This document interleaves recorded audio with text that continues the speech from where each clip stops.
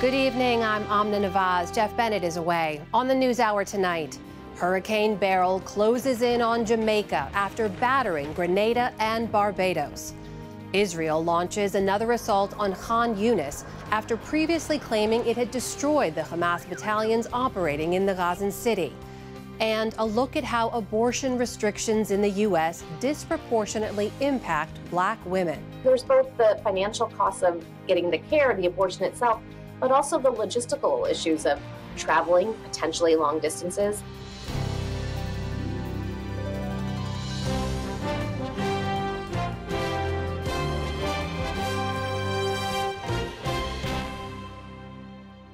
Major funding for the PBS NewsHour has been provided by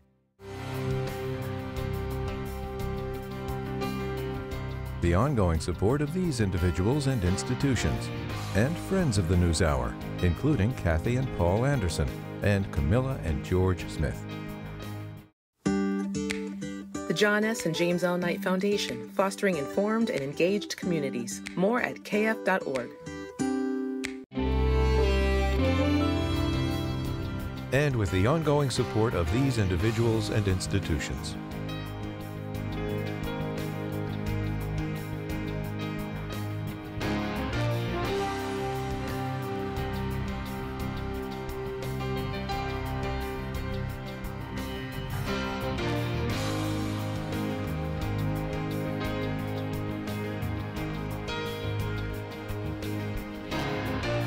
This program was made possible by the Corporation for Public Broadcasting and by contributions to your PBS station from viewers like you. Thank you.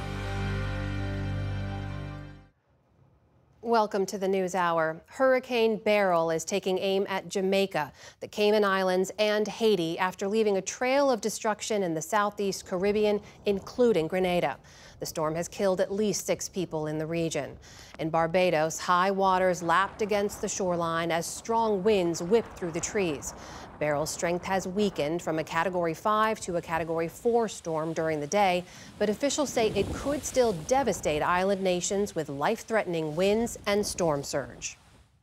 The Biden administration today proposed a new rule to protect U.S. workers from the dangers of excessive heat exposure on the job. It could be the first federal heat safety standard of its kind.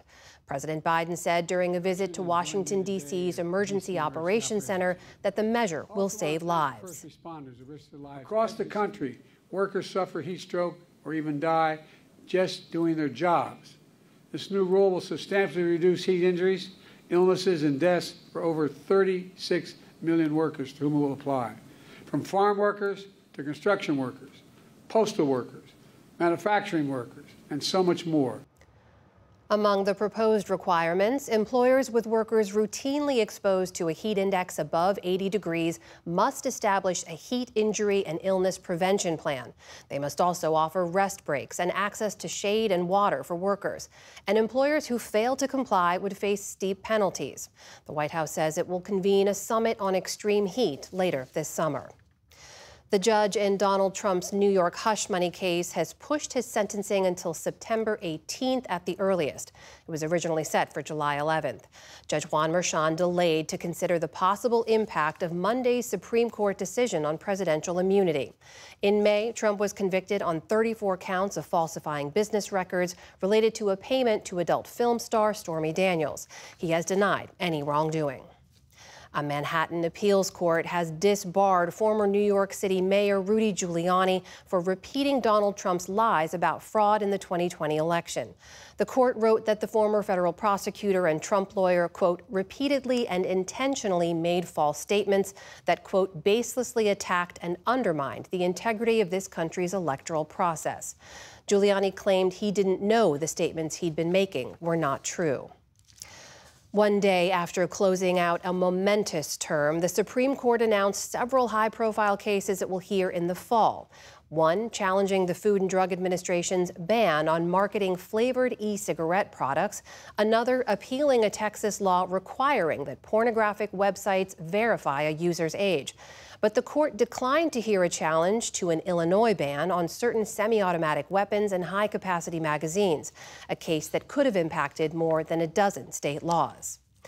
Officials in northern India say a stampede at a religious event has killed more than 100 people, including many women and children. Local media said some 15,000 attendees of a Hindu gathering were trying to leave a tent meant to hold just 5,000 people. Relatives of the victims wept outside a nearby trauma center, and survivors spoke of the carnage that they saw. People started falling one upon another. Those who were crushed died. People there pulled them out. I came to attend the event with 8 other people. None of them survived. Authorities say heat and the lack of air inside the tent could have contributed to the disaster. The United Nations says that gang violence in Haiti has displaced 300,000 children in just the last 4 months. That's more than half of the nearly 580,000 people overall made homeless in the ongoing fighting. UNICEF says many kids are living in makeshift shelters, with some forced to join violent gangs just to survive. Those gangs now control about 80% of the capital, Port-au-Prince. Defense Secretary Lloyd Austin says the U.S. will send an additional $2.3 billion in security aid to Ukraine as he welcomed his Ukrainian counterpart to the Pentagon this morning. Ahead of closed-door meetings, Austin reiterated the Biden administration's unwavering support for Ukraine's defense against Russia. We'll continue to provide the critical capabilities that Ukraine needs to push back Russian aggression today and to deter Russian aggression tomorrow. This package, under presidential drawdown authority, will provide more air defense interceptors, anti-tank weapons, and other critical munitions from U.S. inventories. Meantime, in Kyiv, Ukrainian President Volodymyr Zelensky hosted Hungary's Prime Minister Viktor Orban for his first visit since Russia's 2022 invasion. Orban has long criticized and even hindered the West's military support for Ukraine. He urged Zelensky to consider a ceasefire to accelerate peace talks. And Wall Street ended higher after Federal Reserve Chair Jerome Powell noted some progress on inflation. The Dow Jones Industrial Average added 162 points. The Nasdaq closed at a new record, gaining nearly 150 points. And the S&P topped 5,500 for the first time ever. Still to come on the NewsHour. After an historic Supreme Court decision, what history tells us about presidential immunity. New laws on tracking gun sales highlight the divide over firearms between blue and red states. And a Scottish oil town provides a test case for the country's pledge to be carbon neutral by 2050. This is the PBS NewsHour from WETA Studios in Washington and in the West from the Walter Cronkite School of Journalism at Arizona State University. Israel launched airstrikes into Khan Yunis overnight, a part of Gaza it already assaulted and left a few weeks ago. A ground operation now seems likely. It's not the first time in this now 9-month war that Israeli forces have claimed to clear Hamas from an area only to return weeks or months later. In the streets of Khan Yunis today, pain and prayers for the dead, as residents mourn Palestinians killed overnight in Israeli bombardment. The strikes came a day after Israel ordered a mass evacuation from much of the city in response to a barrage of rockets it said were fired from Khan Yunis into Israel. Many of those forced to flee have already been displaced multiple times. They escape any way they can, carrying only their most crucial belongings. God knows where we will go tomorrow. It is tiring. This time, we did not take anything with us. There is no time to carry anything. For wounded Palestinians, there's also no place for life-saving care. The European Hospital, one of the last functioning hospitals in Khan Yunis, is now virtually empty. Patients are being transferred to the nearby Nasser Hospital, already packed full. Earlier this year, Israel had already largely withdrawn from Khan Yunis and is now ordering Palestinians to evacuate to the humanitarian safe zone of Al-Mawasi in anticipation of a new ground assault. This isn't the first time the Israeli military has assaulted parts of Gaza it said it had already cleared of Hamas, including parts of Gaza City and Jabalia in the north. For months, the U.S., Qatar, and Egypt have tried to negotiate a ceasefire deal between Israel and Hamas, but progress has stalled.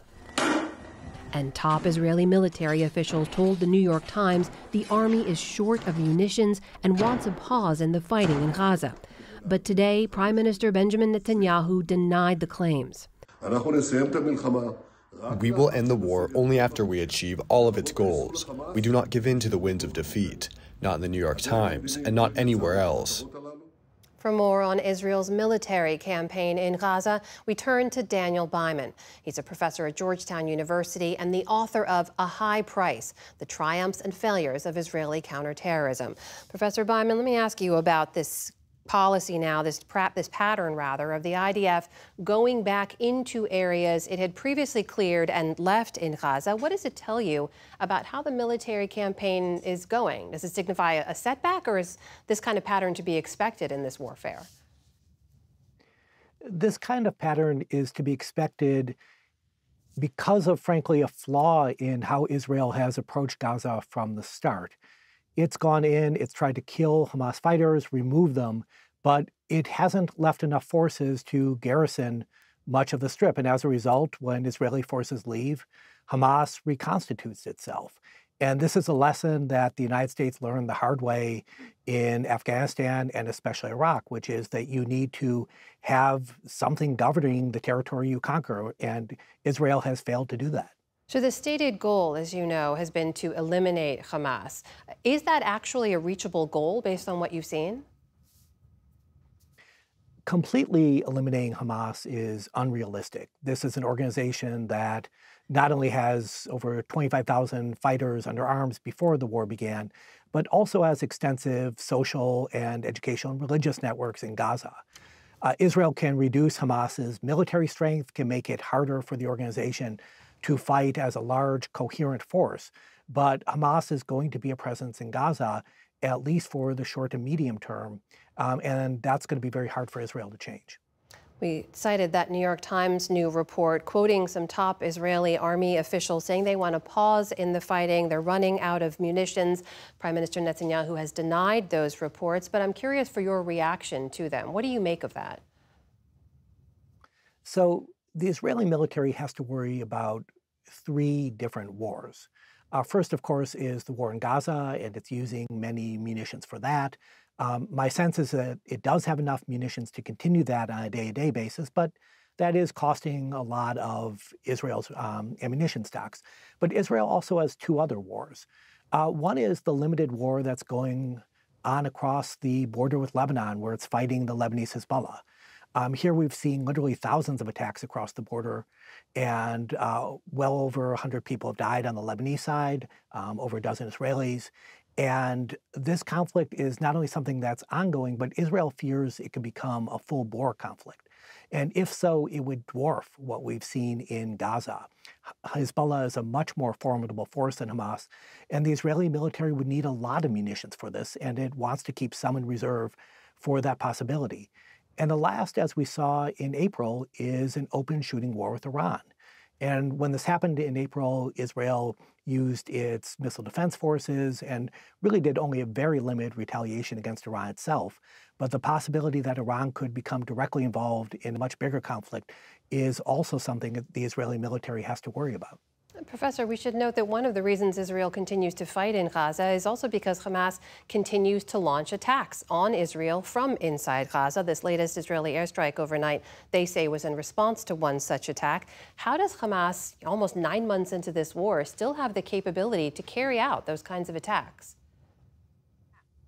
So Hamas has prepared for this war for years. And we know that it has amassed massive ammunition stockpiles and rocket stockpiles. We saw some of this, of course, on October 7th itself, which also involved massive rocket and missile attacks on Israel. So it's not surprising that Hamas has kept some in reserve, probably in tunnels or other facilities that are relatively secure. My sense is that Israel has destroyed a lot of this. This has been a real success of Israel's invasion of Gaza, but it's hard to go completely to zero. And Hamas certainly retains some capability, including a capability to try to attack Israel directly. I have less than a minute left, but I wonder if you can briefly summarize for us, based on U.S. war conduct you've seen in other nations, when you look at the way Israel's conducted this war inside Gaza, do you see any comparison there between what Israel is doing and what you've seen the U.S. do in other places? So when the U.S. first went into Iraq and was fighting insurgents there, it often cleared them out but failed to secure territory. What Israel needs to do is establish a government in Gaza, ideally a Palestinian government, and until it does that, it's going to face significant problems. That is Professor Daniel Byman from Georgetown University joining us tonight. Professor, thank you so much for your time and insight. We appreciate it. My pleasure.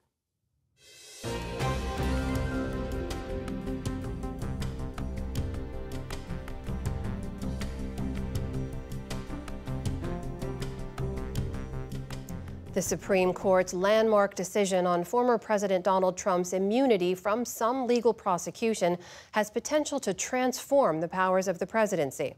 Our Jeffrey Brown takes a deeper look at how the ruling fits with history. How much power for the executive branch? What kind of legal restraints? Those are questions that have been debated since the beginning of the country. But now, by any account, there's been a major new development. We look at the past and potential future with historian Heather Cox Richardson, a professor at Boston College. And welcome back to the program. Let's start with history. What do you see when you look at these early debates about presidential power that might help us think about now? Well, I want to be clear that, in fact, there hasn't been much dispute about the power of the president since the founding of the United States of America. The people who framed the Constitution, as well as the people who wrote the Declaration of Independence, were very clear that they did not want a king, that it was important for the chief executive to have guardrails around him at the time, is what they thought, and that it was imperative that the president always was answerable to the law. So we had Alexander Hamilton, for example, in Federalist 69, being very clear that the president could be impeached, the president could be convicted of treason or bribery or high crimes or misdemeanors, could be removed from office, and crucially, would always, as he said, be liable to prosecution and punishment in the ordinary course of law. They contrasted that with a king. Now, that really has not been in dispute. As we know, certainly we've got from 1974, when President Richard Nixon stepped down because he had broken laws and received and accepted a pardon from Gerald Ford, which suggested that he recognized that a president could be held liable for crimes. And we've had in the confirmation hearings of many of the Supreme Court justices who yesterday overturned that central rule of law, saying they too believed a president was should be under the control of the law. So this is not a question of we've jockeyed with this. This is a question of this is a brand new development that undermines the central American principle that we are all answerable to the law. No one is above it. No one is below it. Well, let me push back a little. The majority of the court yesterday says it's distinguishing now between official and unofficial acts. Now, why is that not a reasonable demarcation line? Why won't courts in the future be able to distinguish between those? Well, that was an interesting part of the decision. Now, because as they said, that we have never had to explore what an official act is for the presidency. What they did was they suggested that the people who would have to arbitrate that would be the court itself. So in a way, what they have done is they've set themselves up as the people who get to decide whether or not what a president does is legal or can be prosecuted. But just to be clear, this has never come up before, in part because presidents have never been unconstrained by fear of criminal prosecution. Now, that's not to say that we might not have had presidents who crossed over that line, and we could have a great discussion about who they might have been and what they might have done. But this is the first time anybody has suggested that a president acting within an official capacity can break the law. And think about what that looks like. For example, you could say that, as George W. Bush did with his signing statement, that regardless of what Congress said about torture, he could engage in that. Now, think about the things that a president could do. And in fact, somebody put on social media yesterday an AI program that said, say what crime you want to commit, and AI will tell you how you can say it's an official act. Think of what somebody who is not liable for criminal acts might behave. Well, what do you fear now? We have former President Trump has a track record for his first administration. He's spoken of things he wants to do in the future if elected. What do you fear, and why do you think that these constitutional checks and balances that we have had will not hold? Well, they're gone. I mean, it's not a question. People are saying this might be a problem in the future. No, we're in the problem because the rule of law and order underpins our entire system. The idea that everybody should be treated equally in the courts. The Supreme Court just ripped that up. So what am I afraid of? I'm afraid of, first of all, that people don't recognize what a big deal this is. This isn't an adjustment in the law. This is a change in our entire constitutional system. It says that there is one of the three branches of government that cannot be checked by the other two. And I don't think that people necessarily understand what that means. And all you have to do is look to any authoritarian country. Look, for example, right now at Hungary, where Viktor Orban is busily taking control of other countries' companies that are within his country, because he can do that now. He's not checked by the courts. Look at Vladimir Putin's Russia, for example, where he can simply throw his people into the maw of a meat grinder in that war because they can't say no. Our Supreme Court has just done the same thing. All right. Heather Cox Richardson, thank you very much. Thanks for having me.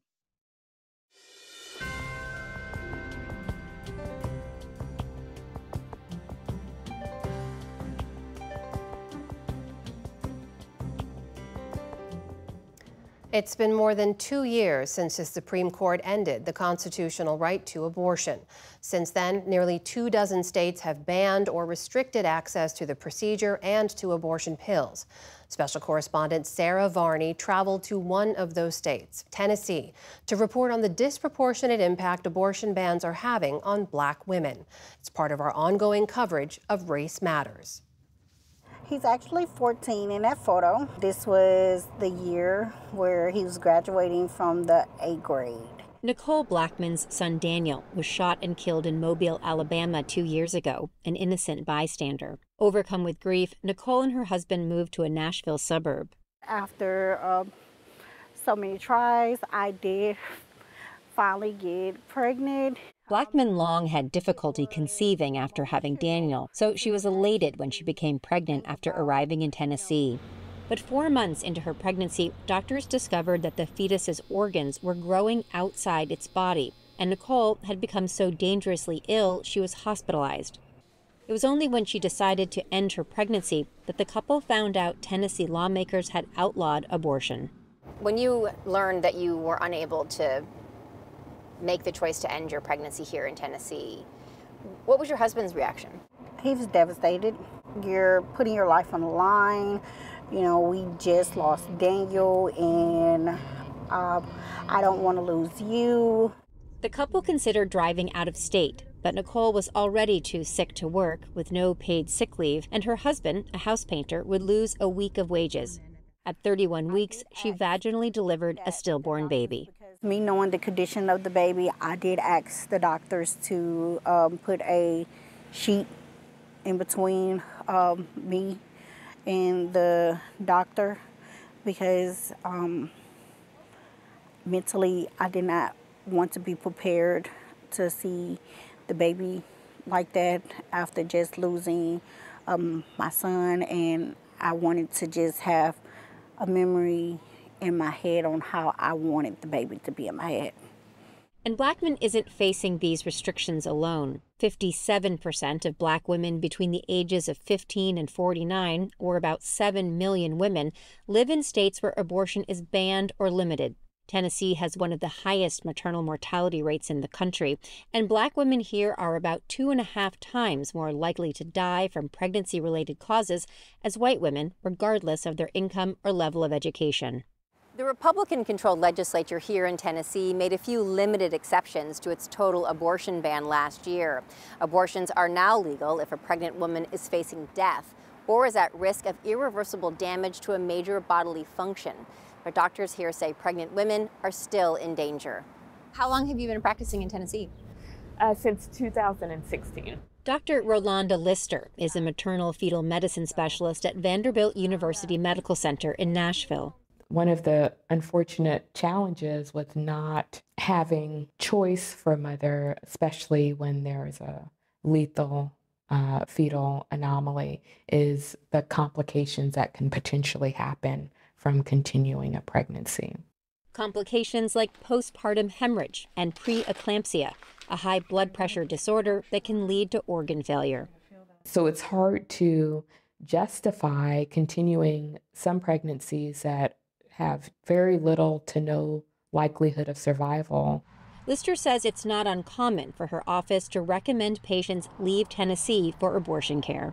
We provide them with phone numbers, foundations that help with travel. We do our best to assist patients if that's what they have decided to do after hearing the unfortunate news about their unborn baby. Last year, more than 171,000 patients traveled across state lines to end a pregnancy. That's more than double the number who did so in 2019. Some people have been able to travel out of state to get abortion care, but for a lot of people, that's not really practical. Usha Runji is the Associate Director of Women's Health Policy at KFF, a nonprofit health research organization. Most Black women say they actually don't have enough savings to be able to afford a $500 or more unexpected expense. So there's both the financial costs of getting the care, the abortion itself, but also the logistical issues of traveling potentially long distances. She says Black women who are pregnant enter the healthcare system already at a disadvantage. Black women we know have experienced discrimination and racism in all sectors of society, including the healthcare system. And that has affected their access to care, their relationships with providers, and their treatment by providers for a very long time. There are safe ways that you can obtain abortion right now. They might not be safe in a legal aspect all the time, but there are safe ways where we don't have to find people using coat hangers or like caustic substances. 28-year-old reproductive health organizer Tia Freeman educates Tennesseans about their options outside of medical settings. She leads trainings on how to safely take medication abortion pills in a state where Republican lawmakers have made doing so illegal. We're getting more and more people who are scrambling to find people that they're in community with, who know someone who might know someone that can help them out. And we're also seeing a lot of people continue unintended pregnancies because they don't have access to a clinic that's nearby. Access to reproductive health care has long been limited for women in southern states, especially for Black women. A lot of people say like Roe was the floor, not the ceiling. And the reason that is because a lot of people were barred from care anyway. And Black women between the ages of 18 to 59 have higher uninsured rates than their white counterparts. That's in part because far more Black women live in southern states that have not expanded Medicaid under Obamacare. Without insurance, women's access to health services is limited and costly, including prescription birth control pills and IUDs and routine gynecological care.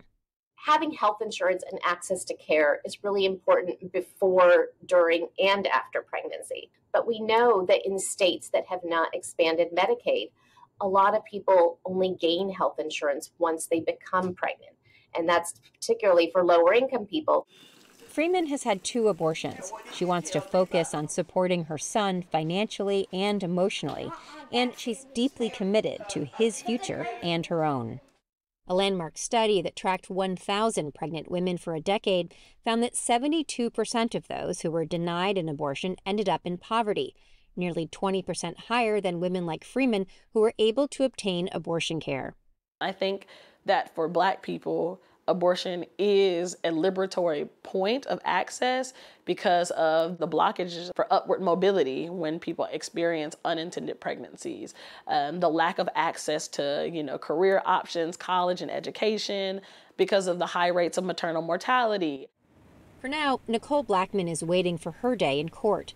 She's the lead plaintiff in a Center for Reproductive Rights lawsuit against the state of Tennessee over its abortion ban.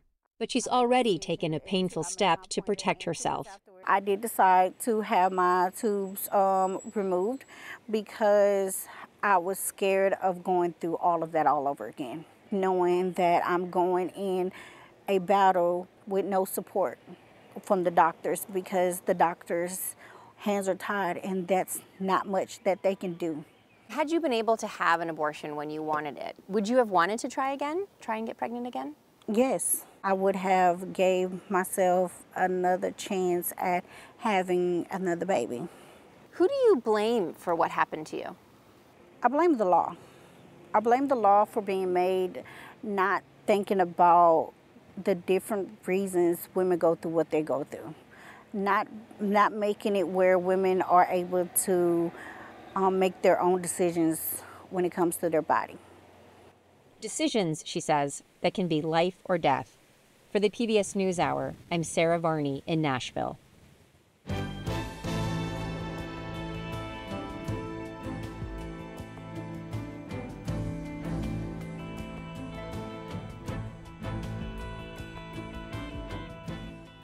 New and conflicting laws around the purchase of firearms are taking effect across different states this week. In California, the law now requires credit card companies to provide banks with special retail codes for gun stores in order to help track their sales.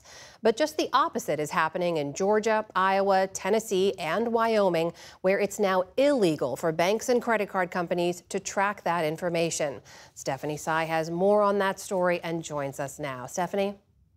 Now, credit cards have been used to buy guns in some of the nation's deadliest mass shootings. In 2012, the gunman in the Aurora, Colorado movie theater shooting charged $11,000 to buy guns, ammunition, and tactical gear. In 2016, the Pulse nightclub shooter in Orlando put more than $20,000 on credit cards. And in 2017, after the Las Vegas massacre killed 59 people, police found 4 credit cards that the shooter used to pay for part of his $95,000 rampage.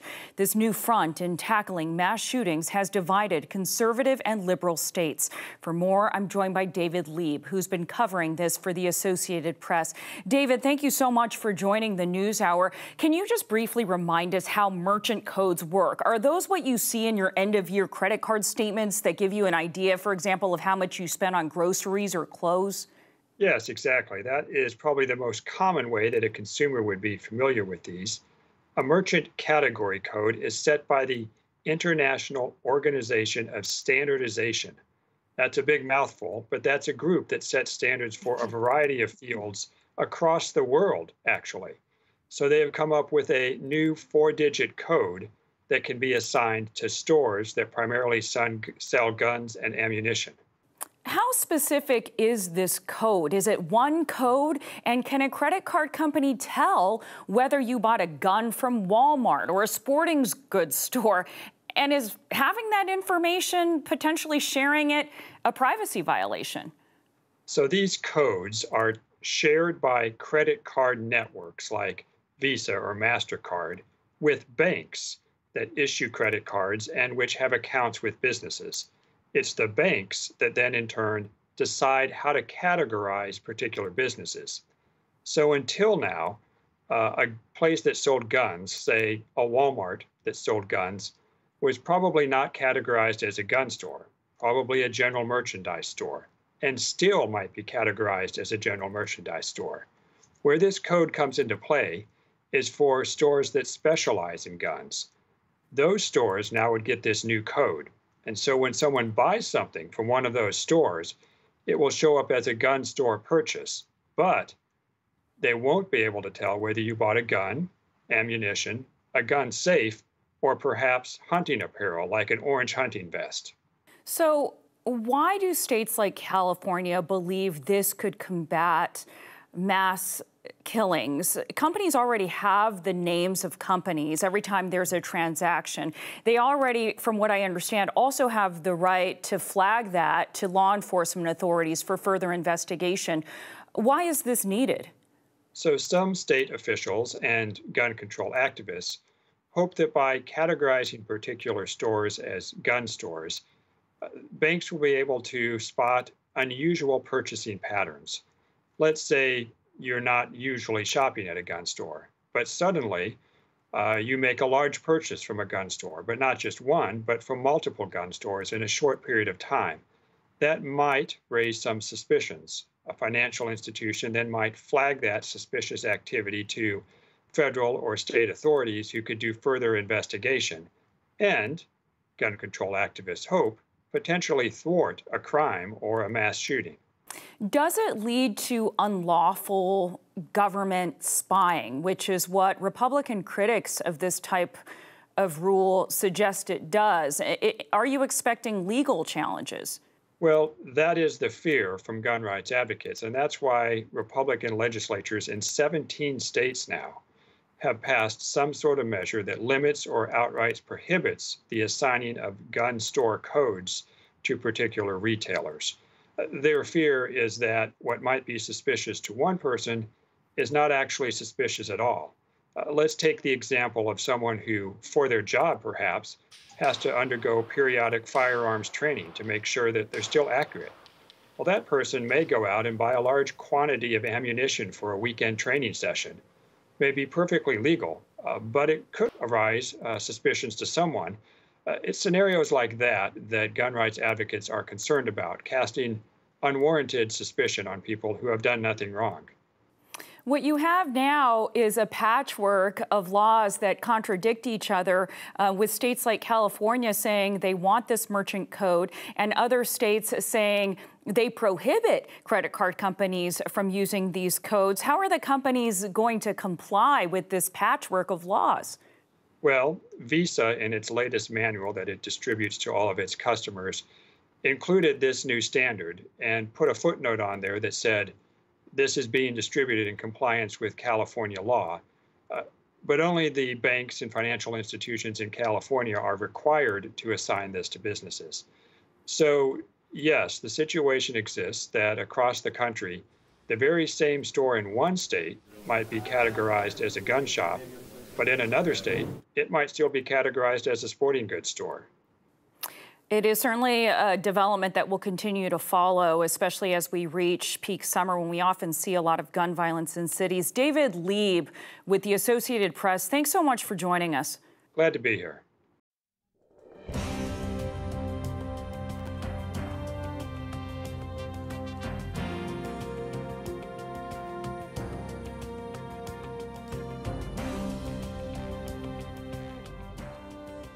A major issue in Britain's general election this week is the cost of living crisis, fueled by spiking inflation after Russia's invasion of Ukraine.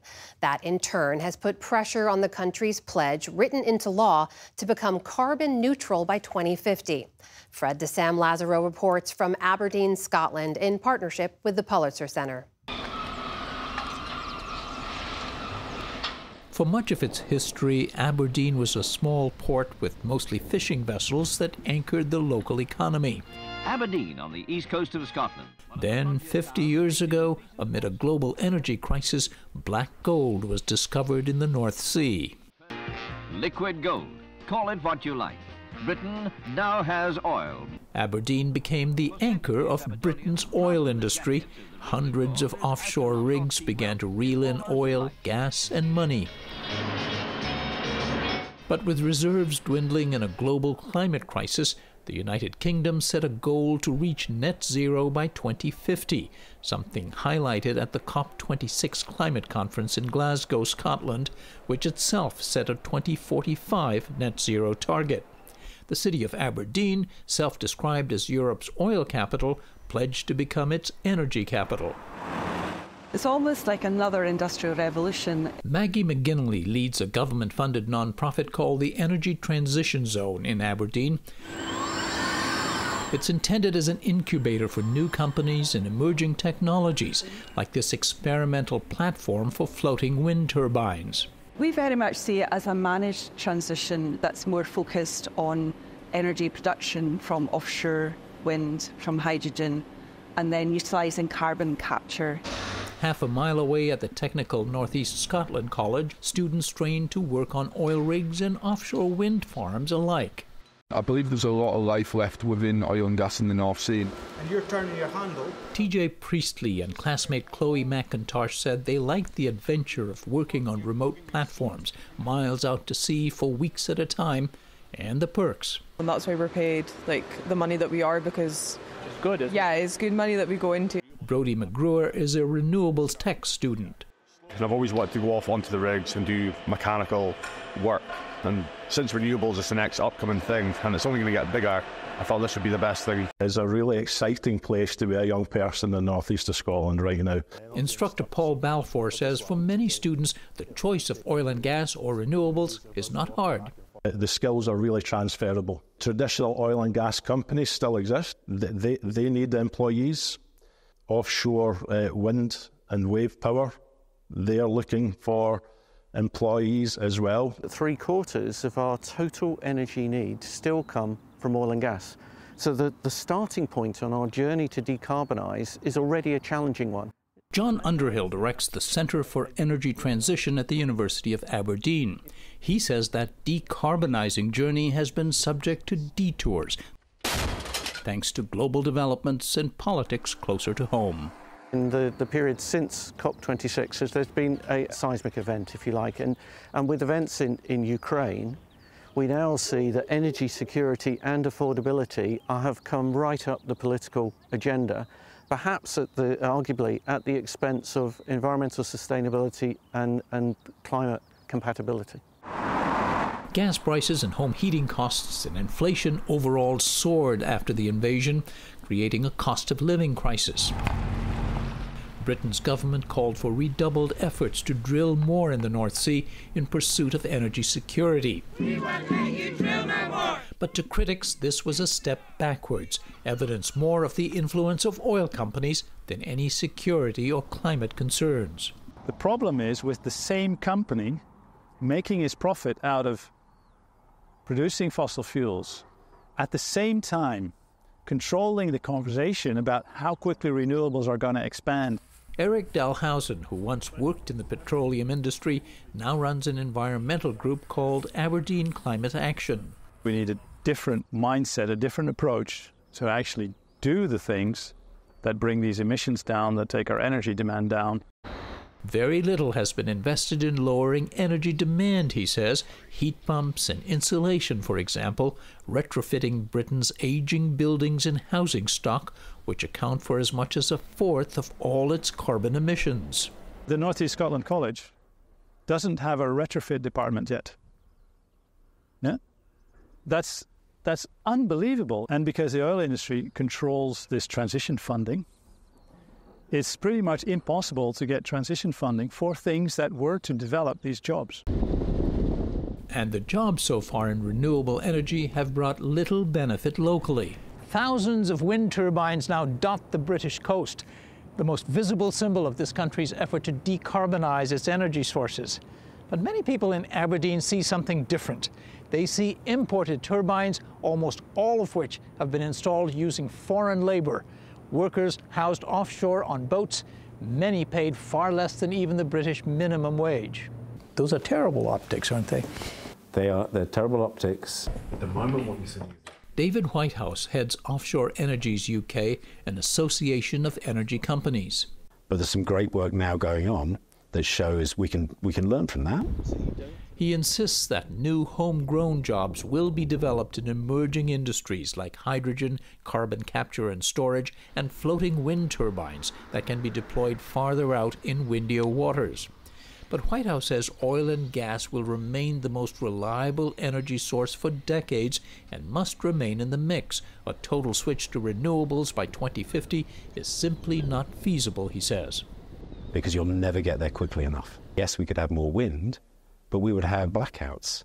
That is not going to be acceptable. So I think it's a recognition that while we in the UK use oil and gas, and we will be on 2050, then actually that it is right that we produce our own. We've got to take control of renewables. And they pipe oil and gas down. For his part, Jake Malloy, veteran oil worker and union leader, says fossil fuels will continue to be part of Britain's energy mix because it's profitable for the oil companies.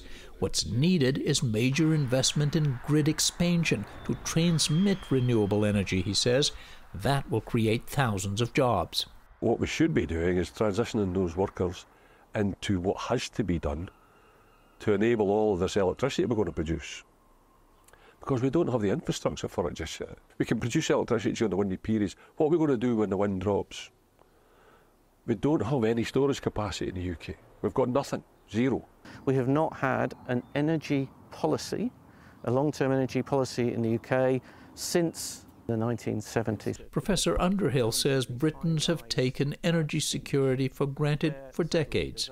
We could make some of those net zero targets and much more easily, but only by shutting things down with the cost that comes with that to jobs, to security. The hard bit is actually, if you like, from now forward.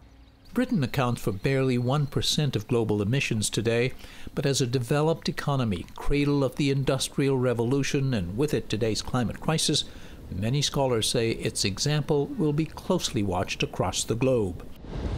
For the PBS NewsHour, I'm Fred de Sam Lazaro in Aberdeen, Scotland. And Fred's reporting is a partnership with the Undertold Stories Project at the University of St. Thomas in Minnesota.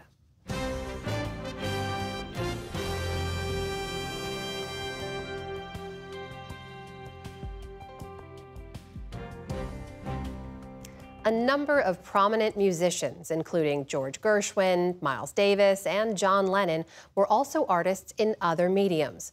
You can now add Grateful Dead drummer Mickey Hart to that list. Special correspondent Mike Saray visited Hart in Las Vegas, where his fans are flocking to see his art and to hear his band play in its summer residency. It's part of our Arts and Culture series, Canvas. Painting is like music. When I paint, I hear the music, I can hear the paintings, and they're full of rhythm, and that's what I do.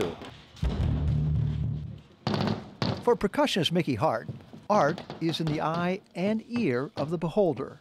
I like to create things from nothing, to make things happen. And visual or sonic, it doesn't matter. It's just the act of creation. For more than a half-century, Mickey Hart has been part of creating the Grateful Dead's enduring magic as a percussionist throughout its many iterations, the latest as Dead & Company. Okay, we'll have, mind your head, kid, mind your head.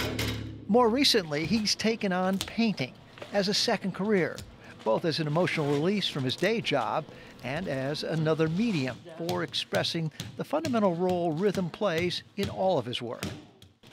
I paint with multicolors. I also play with multi-rhythms, polyrhythms. So they're very similar in many ways. Is it performance art? Because you are It is. dancing to the rhythms, you are moving to the sounds in your studio. Oh yeah. Oh yeah. When I paint, I have music going and I'm painting in rhythm and I'm grooving and I'm having fun. Rhythm is more than just an inspiration for his art. It's an integral part of his technique, which he and others are calling vibrational expressionism. Some of his canvases are the actual drum heads and cymbals he's performed with over the years.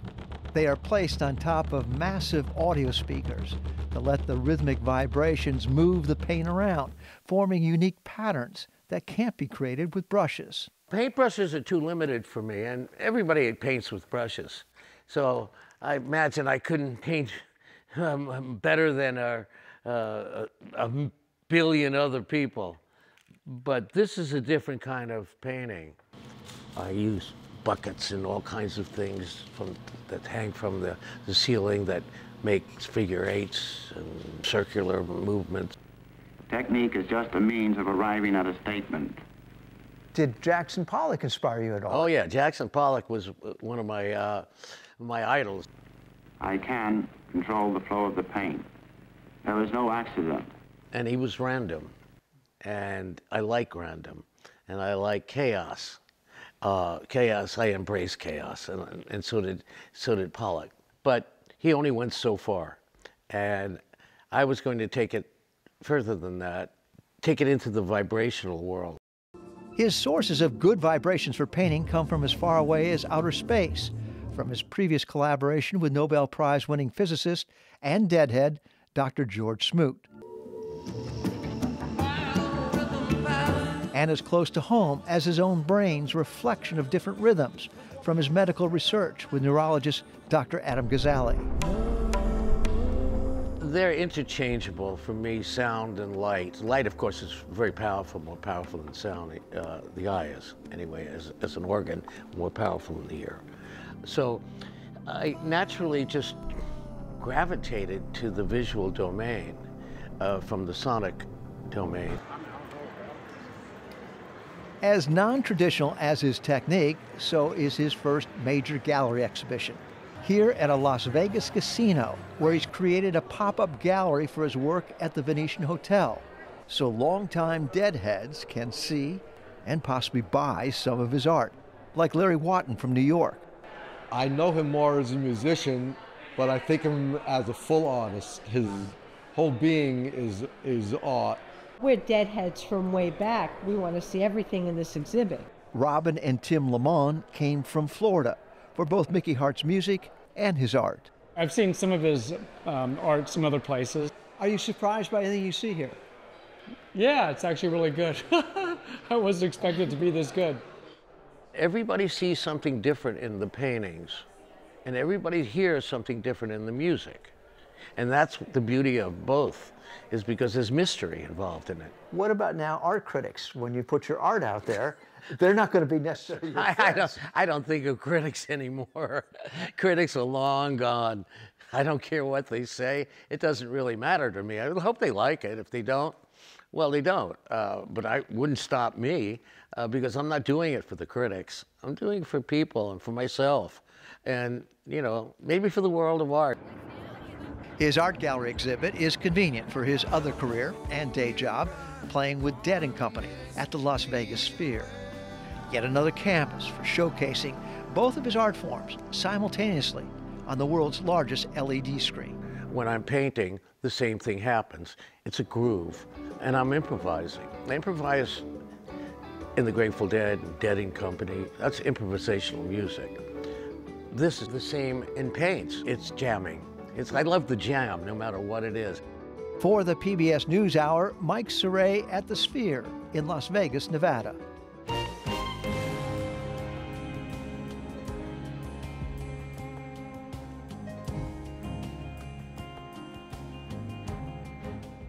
Priyanka Mattu is an LA-based writer and filmmaker whose new memoir, Bird, Milk, and Mosquito Bones, chronicles her peripatetic search for home, from Kashmir to England to Saudi Arabia to Michigan to Rome and finally to Los Angeles.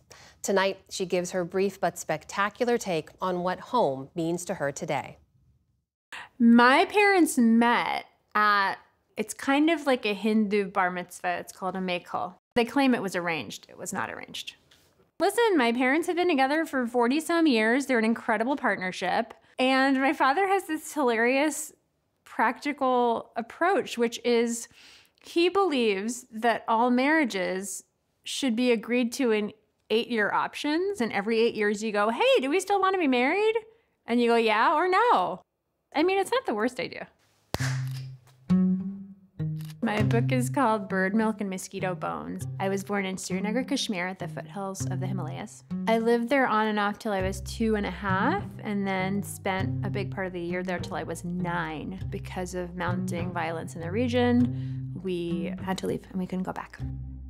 I moved to London, we moved to Riyadh, Saudi Arabia. We lived in suburban New York, we lived in Michigan. My maternal grandfather, Nanaji, definitely created an army of strong, sort of pathologically assertive women. And so that's all I knew, was to go out in the world with this very confident, noisy attitude.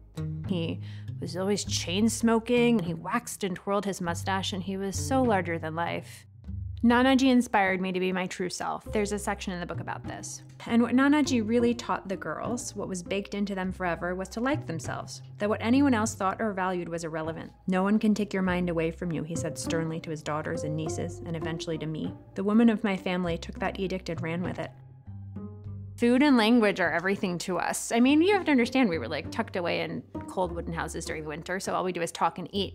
You will not get recipes written down from Kashmiri women. You know, it's a lot of like, add enough so that it's red. Rogan Josh is the signature Kashmiri meal. It is a delicious, spicy lamb stew.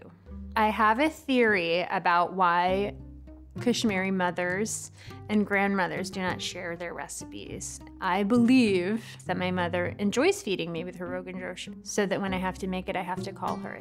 So it's a loving act, even though it's a little withholding. I moved to the US in the middle of my freshman year of high school, which was only hard for me. My parents loved it immediately. It's really hard for me to go through any second of any day without thinking about how lucky I have it and how I could be dead or in a refugee camp if I had just been born, 200 feet to the right. I did think writing books was for other people, and there was no point at which I thought it was a vocation for me at all. I just know that I got to a certain point in my life where I couldn't hold the words in anymore, and they came pouring out. My name is Priyanka Mattu, and this is my brief but spectacular take on dreaming of home. And you can watch more brief but spectacular videos online at pbs.org/newshour/brief. And that is the NewsHour for tonight. I'm Amna Nawaz. On behalf of the entire NewsHour team, thank you for joining us. Major funding for the PBS NewsHour has been provided by Consumer Cellular. This is Sam. How may I help you? This is a pocket dial. Well, somebody's pocket. Thought I'd let you know that with Consumer Cellular, you get nationwide coverage with no contract. That's kind of our thing. Have a nice day.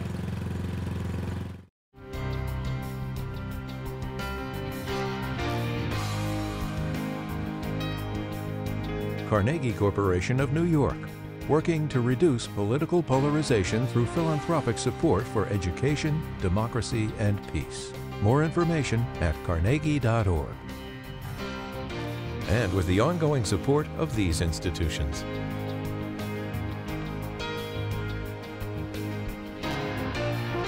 This program was made possible by the Corporation for Public Broadcasting and by contributions to your PBS station from viewers like you. Thank you.